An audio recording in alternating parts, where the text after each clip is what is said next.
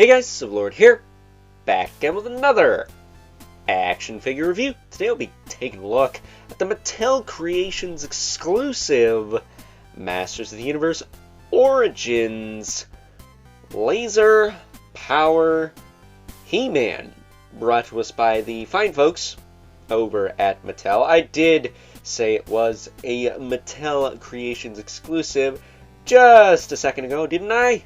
You're not paying attention again, you silly goose.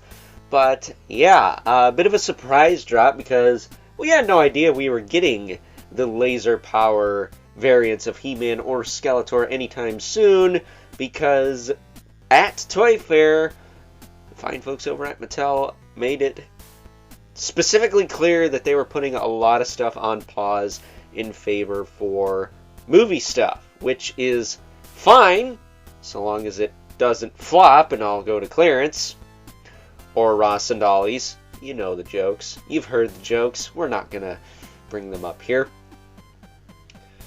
But it made me a little concerned that your boy was gonna have a lot of MOTU to mess with this year. But thankfully, there are some breadcrumbs here and there, and this is one of them. I just wonder how long we're gonna have to wait to get Laser Light Skeletor, because it took us 2 years to get Stone Dar to go with Rock On, and that's just, well, that's just dumb. So, with that being said, why don't we cut right to the chase and get to the meat and taters of this review and take a look-see at all laser power He-Man has to offer in terms of accessories, starting off with the mini-comic. Logo on the back. I'm not going to spoil this because I don't even know what's in here yet. So, take that for what you will. We also get instructions on how to A, take this guy apart, and B, switch out the batteries, which are just little watch batteries, obviously. And, of course, they go in his buckpock here, which is kind of a pain in the nuts to take off, not gonna lie. You gotta undo this little strap here, and then you can pop the backpack off. You don't have to do them both, you can if you want, but if you do just one, you'll be able to get it off no problem. If you do both, you'll be able to get it off easier. That said, if you just take off one, pop off his head, you can slide it over his arm. Easy peasy. That said, here is the sword. And if you press this button on the top here, it will, excuse me, glow like the Dickens. Like, no BS. That is a really good light in there. So you can do his Star Wars impression.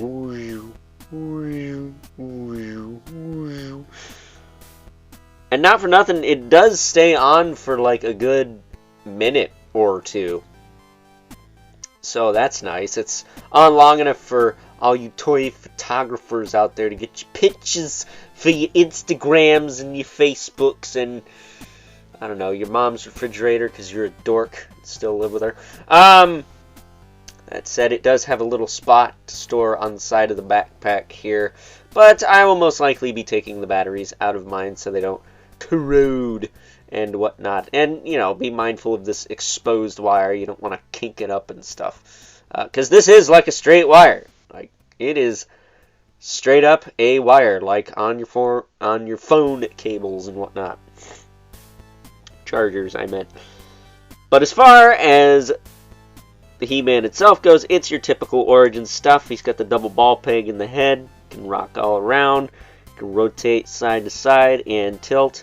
That's all fine and dandy. Not sure if this He-Man head is new, but it's a flippin' He-Man head. It looks fine to me, at least. There's a little schmutz in his hair, but it's probably because it is reuse. His arms, standard stuff. They go up, they go down, they rotate. He's got the same joint in the shoulder or the elbow, as well as the wrist. Looks like these hands are new. They're little gauntlets, little armored hands there. I will say, he does have the new PVC kind of rubber sockets that they've been introducing as of late. The new cartoon 2000X figures have them as well, and so did that sketchbook He-Man. That said, his waist can rotate just fine. His hips kick out about that far. Back down, they can rotate forward and back. He does have a single jointed knee with rotation.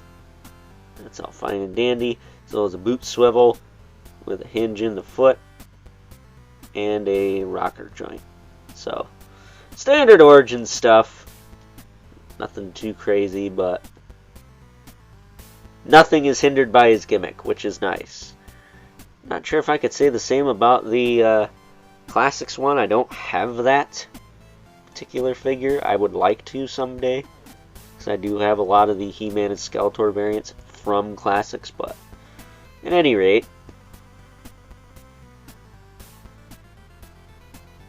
I guess I'll put this in his hand.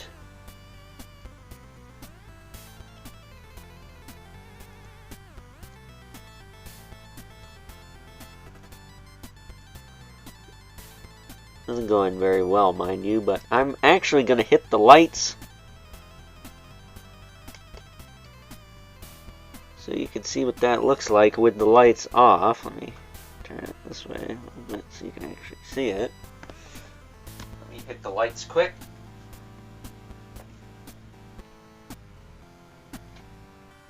And there you go. That's what it looks like in the dark. Hopefully you can hear me. My microphone has a limited radius of range of sound it can pick up.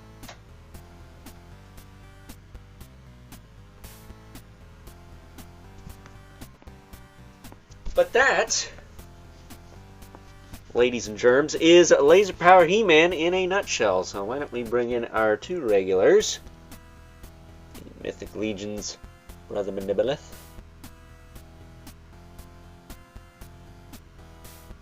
And the infamous Kurt 11 Spawn, who, as usual, towers over everyone, because he is not a 5.5-inch figure. So with that being said, it's time now that we wrap things up with some final thoughts. Overall, and despite the fact that we are still anticipating the reveal of Laserlight Skeletor, if good old Laser Power He-Man is anything to go by, then I think we are in for a real treat, because not for nothing, the light up feature on this guy is pretty solid. I don't think my camera's doing it justice, but this sword glows like the dickens, and at the end of the day, that's what it's supposed to do, isn't it? I just wonder how long we're going to have to wait to see said Laserlight Skeletor, because it took us 2 years to get Stondar to go with Rock on. Is it going to take us another 2 years to get to that? Let's hope not. So, with that being said, hope you guys enjoyed this review, and the light just went out, just like this video is about to go out. And until next time, I'll catch you guys later.